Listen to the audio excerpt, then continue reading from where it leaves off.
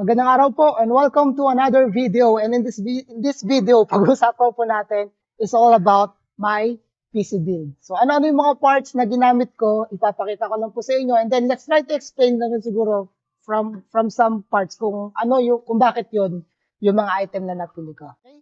So to begin with, let's start with the monitor. So yung monitor po na ginamit ko is A-Open.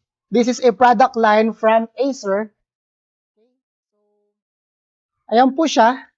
So this is a 22-inch Full HD with 1920 by 1080 na resolution. Another feature of this monitor is that it has a blue light shield, which is very important, especially kung ikaw yung tao na mataas yung inyong screen time. So it is very important na kung pipili kayo ng monitor, as much as possible, kumuha tayo ng monitor na merong blue light filter. And then, what else? We also have here yung comfy view na tinatawag nila. Is also wide viewing angle. And then, it has an ergo stand. And then, for the last feature is yung FreeSync technology, which is kung i-prepare mo siya dun sa mga AMD mo na graphics. Okay. So, that's for my monitor. And now, let's move on to my case. So, yung case po na ginamit ko is an iForgame brand. And for the model, that's FTW aRGB Ice White. So, this case is an ATX standard na size and comes with a 120mm na fans na merong aRGB. So, yun po yung itsura niyan sa likod. Ito po yung fan na kasama sa kanya na free. Then kung makikita po natin, side panel is already tempered glass na rin.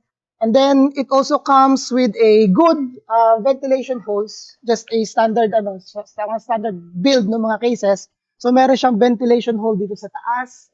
And then at the same time, meron ding ventilation hole dun sa ilalim para dun sa ating PSU. Yung kanyang front panel is a mesh type at meron din siyang side vents para dun sa kanyang airflow.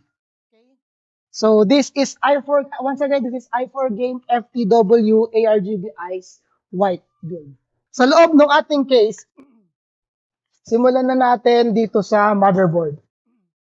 So yung motherboard po na ginamit ko is from ASUS. Okay, that's ROG Strix B550A gaming na motherboard. So ano yung mga features ng motherboard na to? So unang-una, it is already supporting yung AMD Ryzen 5000 desktop processors na series. Okay, it also comes with a 3-year warranty, and then still it support pa rin yung 3rd generation ng AMD Ryzen. So both 3000 series and then yung latest na 5000 series ng AMD Ryzen processors is supported po ng motherboard na to. So what else? It also comes with AMD B550 na chipset. It also supports AMD Crossfire, although mukhang wala na rin masyadong nagamit ng Crossfire ngayon. And then it also has ASUS Aura Sync para dun sa ating RGB controls. It also supports PCIe version 4.0. So as long as you have the compatible processors, pwede po nating ma-achieve yun by this motherboard. And then another one here is that it has a game first feature. So at the back of the packaging, may kita po natin dyan, there are series of special features here. Pero isa rin sa nagustuhan ko sa motherboard na to is that it has a good amount of USB ports dun sa kanyang backplate. What else? So mga special features is that it comes with dual M.2 heat sinks. Okay, so makita natin dyan, if you are using an NVMe na SSD, so both slots po is merong heat sink. Another feature is that it has 14 team power stages. So yung VRM po na design nito is napakaganda. So mas malaking power requirements, kayang-kaya po i-deliver ng VRM ng motherboard na ito. Another feature is yung tinatawag nila na BIOS flashback button. Another feature is that it comes with 2.5 gigabit na Ethernet sa kanyang LAN port. Okay. So that's it for the motherboards. Once again, that's ROG Strix B550A gaming motherboard. Okay? So, ano pa yung ginamit natin? What else do we have here? So, sa ating processor, unahin ko na rin yung processor. So, yung processor po na ginamit ko is AMD Ryzen 7. Okay? So, this one is an APU type. Meron po siyang built-in na graphics. So, this comes with 8 cores and 16 threads with the base clock of 3.8 GHz and with the boost clock of up to 4.6 na GHz. So, ito lang muna yung ginamit ko. Nag-APU type lang muna ako kasi wala pa tayong budget for the GPU. And medyo hindi pa ganun kaganda rin yung pricing or yung availability rin at saka yung pricing ng ating mga graphics cards. Kaya for my build, nag-decide muna ako na mag-built-in graphics. Anyways, hindi naman ako masyadong into gaming. Ang mahalaga sa akin at this point is yung core counts. That's why I decided to use this type of processor. So what else from that processor? For the RAM, ginamit ko po na RAM is Crucial Ballistix. So, this is dalawang 8 GB which has a total of 16 gig na RAM running at 3200 MHz. Okay? So, yan po yung ginamit natin na memory. Okay? That's Crucial Ballistix 16 gig 3200 MHz. What else? Kumuha na ako ng aftermarket natin na CPU cooler which is yung Deepcool AS500 Plus na white. So, anong meron dito sa CPU cooler na to? So, this cooler has a 164mm na height. One thing, if you are considering to upgrade yung inyong mga CPU cooler, you have to consider dapat yung maximum height is magmamatch dun sa case na pinili po ninyo. So, that's one very important factor. Yung fan, it is a push and pull setup. Dalawang 140mm na fans yung naka-install po sa kanya. Isa rito, isa din sa side na to for the push ng air papunta sa likod. And then, meron din siya sa back, which is pulling naman yung air coming from the heatsink. It pulls the air at papunta rin doon sa likod ng ating chassis. Okay, what else?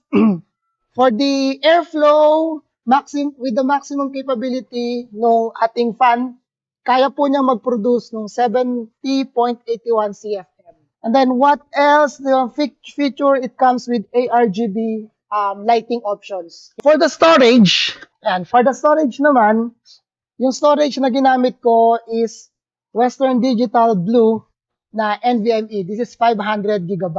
And then at the same time, pinartneran ko na rin siya nung HDD na 1 TB for my data. So for the OS at sa mga applications kung saan ko install, ito po yung ginamit ko, NVMe. And then for my data, ginamit ko po siya nung HDD na SATA which is running in 7200 na RPM. Still, both po is Western Digital Blue yung brand na red na ginamit ko. That's for the storage. And then, dinagdagan ko na rin yung fans na ginagamit.